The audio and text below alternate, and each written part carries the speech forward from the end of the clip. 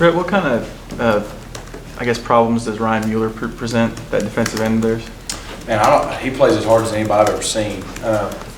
He's very active, very smart.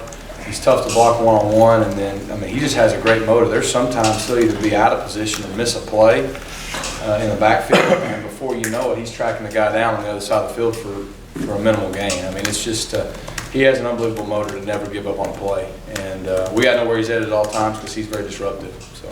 Does that make him kind of a wild card almost? Because it's hard to tell someone expect him to do something unexpected as far as. No, I mean, he's sound. He plays their system well. I just meant sometimes he may get beat or get out of position or miss a tackle in the backfield, and you think, okay, you moved on to the next guy, and the next thing you know, he's making a tackle 4 or 5 yards down the field. You know, he's got his own highlight reel of plays. If you watch the cut-ups we've looked at, he's made some great strips and just some great hard effort plays, and you can tell he's got sparks, and he's made a lot of plays for a reason. When you guys run that quick huddle formation, is there a specific name for that play or that formation? It's just something we do from time to time. When you did that a couple of times, you had Sean on the right side and like a really heavy lineman, CJ. We've done it for 8 years, so we do it a bunch of different ways. We can do it out of any set we got. Talking about going on the road, I mean, having a lot of experience, I mean, how comforting is that to get ready to go on the road, especially, you know, I guess. It's a good thing from the standpoint that we know our guys have been there. So, you know, we know they know what to expect to some degree. Now, a lot of them may not have been to Manhattan, which, you know, from everything we've been told, and we got some guys on staff and some guys that have been there, and they say, I mean, it's an incredible atmosphere. So we know that part's a great challenge, but at the same time, it's a new team. How are we going to respond to adversity? How are we going to respond to momentum swings in the game? You know, every time you go on the road in our league, each venue has different things that make things more difficult. But from all we can tell, it's going to be a really good challenge for us, just like playing in any other SEC venue. Having the early bye week, 2 weeks in, where'd you see that help your team the most? I just think it's good because you've got 2 games on film now, and so now we can go back and correct things that have actually happened in the game. Because so often you get to where guys can execute plays in practice or versus scout teams, but then you get those bad looks for guys even that have been here that maybe hadn't played as many snaps, or even the new guys, and we were able to step back and go, okay, here's the freshmen, or here are the guys that hadn't played as much that we think are ready for more playing time, or here's positions we need to put them in. So we have 2 games worth of information that we can kind of maybe go in the direction we feel like our team should go this year quicker than, say, if you're bye week 6 or 7. So, and then when you're playing an opponent like Kansas State, of course, it's great to have as much time as you can have to get prepared. Who may have earned more playing time for you guys? You know, it was good to see Rock play in the last game. It was good to see Braden play. You know, even guys like Sean Coleman, who just hadn't played in 4 years. It's good to see now he's played 2 games. You know, you can hope to expect to see him now settle in and make even a bigger jump. Stanton Truitt's a guy who hadn't played yet, but he's not off the table to contribute. I'm just trying to think. Those are a couple guys that come to mind. And you know, at the end of the day, we've got 2 games worth of information, and we can make maybe quicker tweaks or changes than we could if we were 5-6 games down the road. How much progress do you feel like you made from the start of the season tonight? Well, I think we cleaned up a lot of things in Game 2. Game 2 was not a pretty game. It was not easy. It was a struggle at times, but most of the drives ended with points.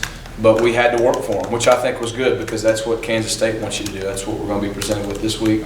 I think we made strides, but you know, at the same time, the negative is you only play 2 games. So, you know, it's hard to say at this point. This will be a great test. We played at home twice.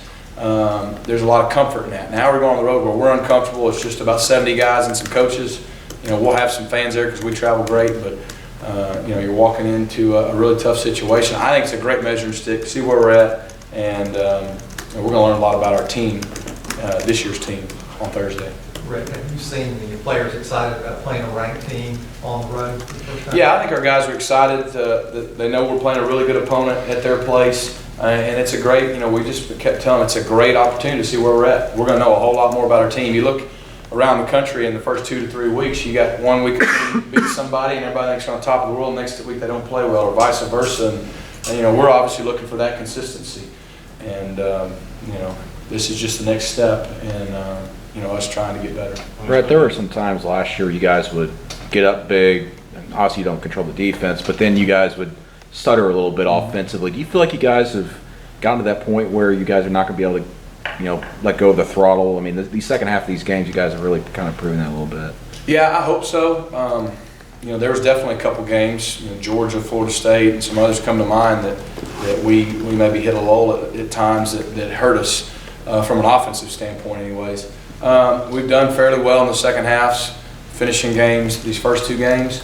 It's sometimes too now credit goes to that opponent because you may start having success and then they make a change or they just up their level because we're playing some really good people in a lot of cases that you were talking about. And, we got to make some adjustments, but it's just we preach to our guys all the time. You can't be up and down. It can't be, hey, we're up 14, 21 points, and so we relax and let them back in it, and we get down 14, 21. We can't fold our tent. You just got to be even keel because in our league and we're just about every week we play people there. The mood swings and the emotions are up and down, up and down, up and down, as most of our games were last year. And our guys got to be able to just kind of pierce through all that and stay even keel all the way through the game. So we preach that all the time, but there's nothing like the experience of doing it. And so that's why I'm excited about Thursday. Will you take all 4 quarterbacks on the road with you? Yeah, all 4 of those guys will travel. When we talked to you last week about recruiting Nick and just the process against Kansas State in particular, just when you look back on it, just how important a role did actually Jake Waters committing the month earlier actually kind of play in the whole process of just how kind of things have been playing out for both schools as far as? You probably have to ask them. I don't know. To our knowledge, it didn't have any effect. So, because he was still being recruited. So, I don't know. I mean, I'm ready to talk about the game, not recruiting stories. Jay Proch, obviously a big part of the offense last year. Yep. Talk about Brandon's kind of development this first couple of games. What have you seen out of him? He's gotten better both games. He's one guy that I have seen improve. The first game he played really well. He just had to sustain blocks better. I thought he did that in game 2 better. He's definitely going to have a challenge with some of their ends and backers in this game. And the thing I've been pleased with Brandon is he's a big guy. He's 270 pounds. He's so athletic, sometimes you forget that.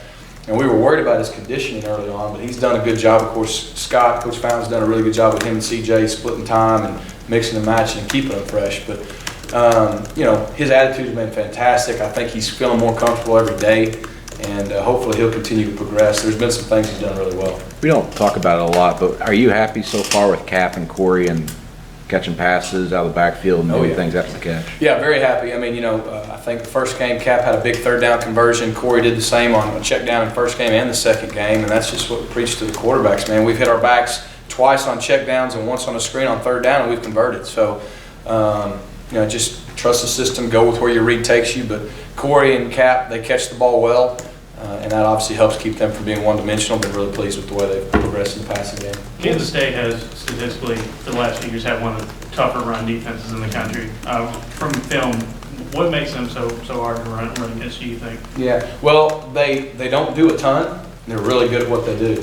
And that's just a credit to their coaching staff and why they've been good for so long. They're very gap sound. They're rarely going to give you something cheap. They're going to make you earn everything in the run and the pass game. They're going to be gap sound. They're going to have guys fitting where they're supposed to fit. You're either going to have to make a guy miss a tackle or you're going to have to block everything extremely well. They're not going to, they play tempo offenses too where they're at in their league. So it's not going to be anything new to them. They're not going to give you cheap blown coverages or busted assignments or busted blitzes where they turn a gap free and you gash them for a big one. You're going to have to earn everything you get. And it's so hard in leagues like ours and theirs to drive the ball consistently 8, 10, 12 play drives over and over and over and over. It just doesn't happen very often. You got to have, I think if you were to probably look at just offense in general in the big conferences, you got to have explosive plays and a lot of drives to score. And a lot of drives, if you have one explosive play, probably good things happen. They limit those explosives. And, I think they know it starts with stopping the run first and trying to make people one-dimensional, and they do that very well. Rhett, after the first bye week last year, y'all kind of dedicated to the zone read. Did you kind of learn something this week, especially with Nick, that maybe you were able to take advantage of a certain part of his game a little bit more, especially in the passing? It was different this year because we knew so much more. We knew so little last year that it was like, okay, let's just completely alter the direction we're going. Let's go this way. This year, we already have a pretty good idea of the big picture. There may have been some things we said, hey, we can clean up, or hey, we can go this direction a little more in some schemes. But it's been more personnel driven probably that we've gotten information. Hey, this guy can handle more. This guy's ready to be given a shot. This guy's better in these situations. And that's across the board. It's not one person. We probably learn more about just the personnel of this year's team and how it fits, and as opposed to maybe, well, we need to start doing, go this completely new direction. We already kind of had a pretty good idea of the direction. It's just been a bunch of little things that hopefully will show. We saw it last year with me a snap or two with Jeremy coming in on the road. Do you feel like he's progressed enough where if you need to, you can put him out there for more than one play, as we've seen the same? Yeah. There's no doubt. We've got plenty of confidence in Jeremy to do it all. So that's, like we've said before, we feel good about both of them. There's that fine line. Last year there was a couple times I think we talked. It wasn't intentional necessarily just to play him one play, and so there's always that fine line. You don't want to jerk a guy around, and you don't want to take Nick out of the rhythm if he's playing well, and you don't want to put Jeremy in and take him out and ask him to go do things that put him in a tough spot. So a lot of those things are things that sound good until you have to actually manage 18, 22-year-old kids' emotions and their ability to be successful. So we factor all those things in, but got plenty of confidence in Jeremy to do it all. Brett, would you say the biggest disappointment for you right now for the offense is that we've heard all offseason about ball security being this major thing, and through 2 games you already had 4 on the ground, 3 of them have been recovered by the other team?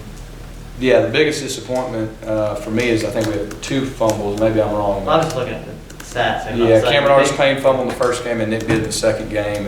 And then I know Duke fumbled one out of bounds in the first game as well. Rock fumbled right at the end of the game. And yeah, that's right. You're right. You're right. Last play. You're exactly right. Yeah, no, you're right. It's kind of like being at my house. So usually there I learn to not even try to be right. You're right. We have, and but if you wouldn't have led me that way, that was going to be my answer. The ball security, it's. And there's nobody who cares more about it than Cameron Artis-Payne or Nick. And but that's frustrating as a coach when you emphasize something you have all year long and you preach it, you preach it, you preach it. It's the one thing that'll get you beat. And you have 2 instances, really 3, where you just get careless with the ball. Rock being a freshman, first game action, that's different. But 2 seniors, it's unacceptable, and they know that. They paid the price for it. It's been emphasized more than it even ever has, and it's just a matter of, to me, it takes no ability in the world to hold on to football. It's all about effort and want to and ball conscious. You've got to be ball conscious. You can't break 4 tackles and be at the 6-yard line and think you've already scored when you're 6 yards away. You can't be going down and relax when they're all coming in there to strip it out. You just got to be ball conscious in our league, and we can tell them till we're blue in the face if we don't do better, it's going to cost us a game. At some point, it will if we don't take care of it. I want to ask you real quick, was Sammy out there again today? Or? Sammy's progressing very well. We're still very optimistic he'll be ready to roll.